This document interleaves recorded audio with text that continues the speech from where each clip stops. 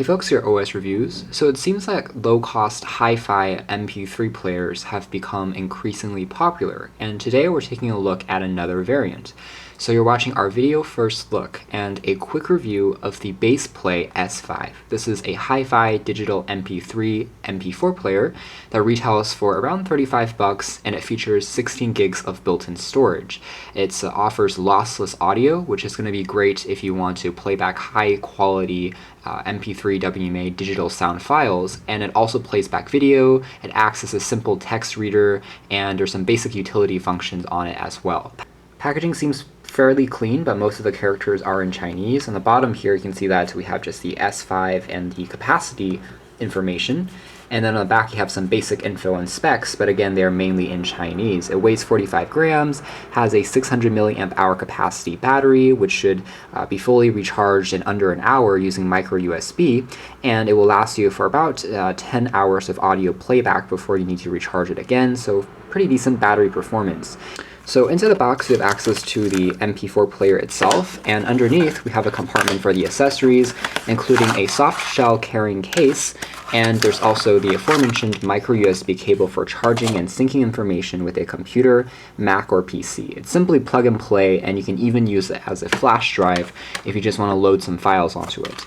And in here we have access to the headphones that you get as a bonus, in addition to the instruction manual for the specific MP3 player. So first of all, if we take a quick look at the earphones, now this isn't anything kind of out of the ordinary. With that being said, they do have a few aluminum accents on it, so construction quality seems all right.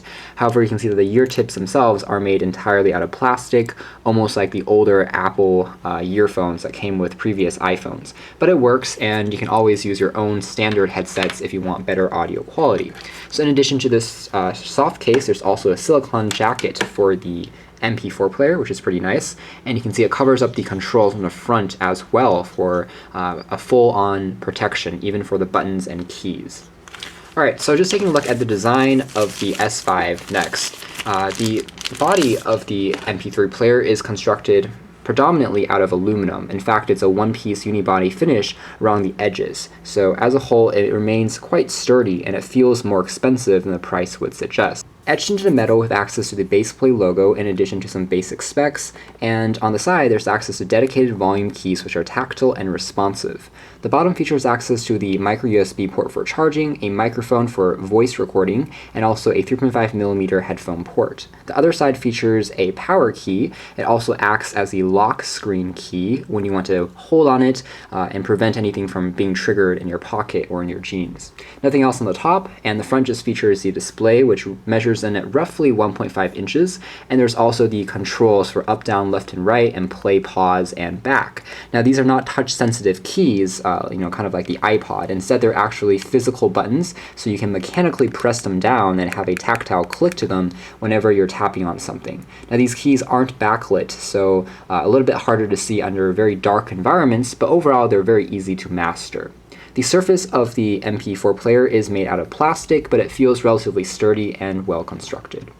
So turning the unit on, the first thing that we'll notice is that the UI has been completely redesigned from the ground up. It's different from other generic and low-cost MP3 players we've seen in the past, and that's a good thing because this is much more intuitive and easy to use. The color scheme is also a little bit more elegant with just the red and the grays that kind of matches the whole vibe of the design. The top here features the battery status, and we also have these icons we can tap on to go into music. We can sort by specific genre, by artist, also by type of song if we have a playlist. There's also a file manager, and under tools we can access things like the MP4 movie player, photos, the Ebook Reader, things like that. So taking a look at the music player first, you can see that it displays all your tracks in a list format, and then tapping on play, it also shows your cover art, which is actually pretty handy. So I can tap on play, and it's also going to show some basic info scrolling on the bottom. I can take a look at my equalizer settings in addition to repeat settings, and of course I can skip, play, pause, as well as scrub the track just by holding down the corresponding key, and it's actually fairly sensitive and easy to access. As a whole, it remains pretty good even for longer audiobooks, and I can easily pause a portion of the track, and it remembers its location fairly well the next time when I power the unit on again.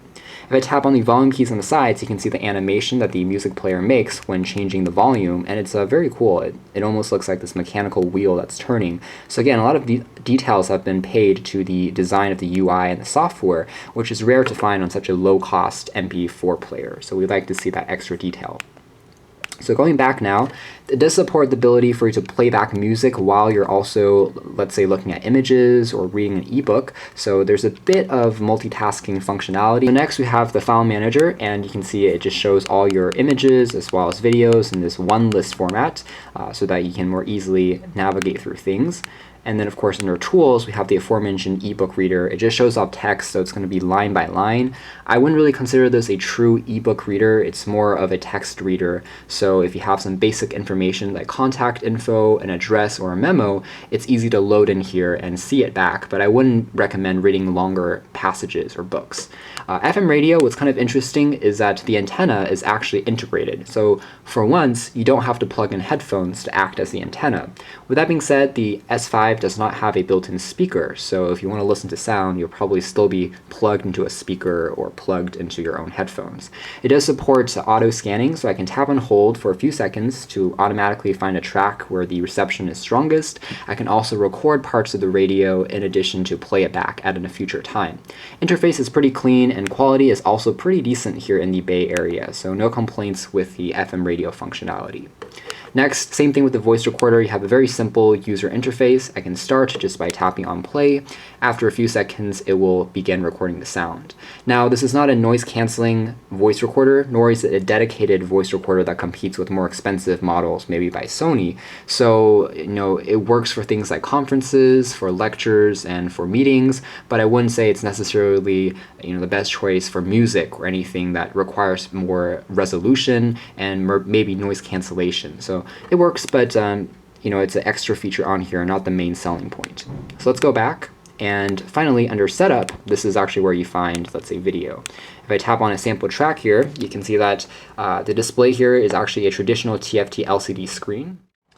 That means that viewing angles are a bit more limited, however it still works for the most part, and what's nice is that scrubbing is fairly instantaneous. You can long hold to quickly skip forward, and you can see that playback doesn't have any delay at all. It playback video clips up to 480p encoded in various formats such as MP4 in our testing without any problems. So if you do need to view back a few clips, maybe for kids, it does do the job. So this is a nice extra feature, I suppose. So you can see here that the display is capable of recognizing multiple languages, and that includes both English and Chinese, so it's a good multilingual kind of text reader. So that's the Bassplay S5. Overall, I would say it's a solidly performing lossless sound MP3 player. It has actually a fairly ergonomic set of controls at a low price point. The sound quality is good, and the menu interface is fairly attractive, and you get a bunch of extras as well, including the ability to read back text, have an FM radio, a sound recorder, and also play back quick movies as well as photos when on the go. The build quality here is excellent since it's crafted out of a one-piece aluminum finish, and again, it just seems to work right out of the box without too many hassles. I like, again, some of the UI details that they built in here that sets it apart from other generic low-cost MP3 players that I've seen in the past. So overall, if you're in the market for a low-cost MP3 player that you would purchase for using at the gym, maybe as a dedicated player because you don't want to lose your phone, you want to give this to a kid, or just really enjoy your music and consider something that's slightly better in terms of audio quality than a cheaper, more generic player you may already have, this is certainly a nice upgrade in that sense. You can check out more details about the Bassplay S5 in our official written review coming out soon, but for now this has been our video. Thanks for watching here at OS Reviews. This was a closer look at the lossless sound hi-fi Bassplay S5 digital MP3.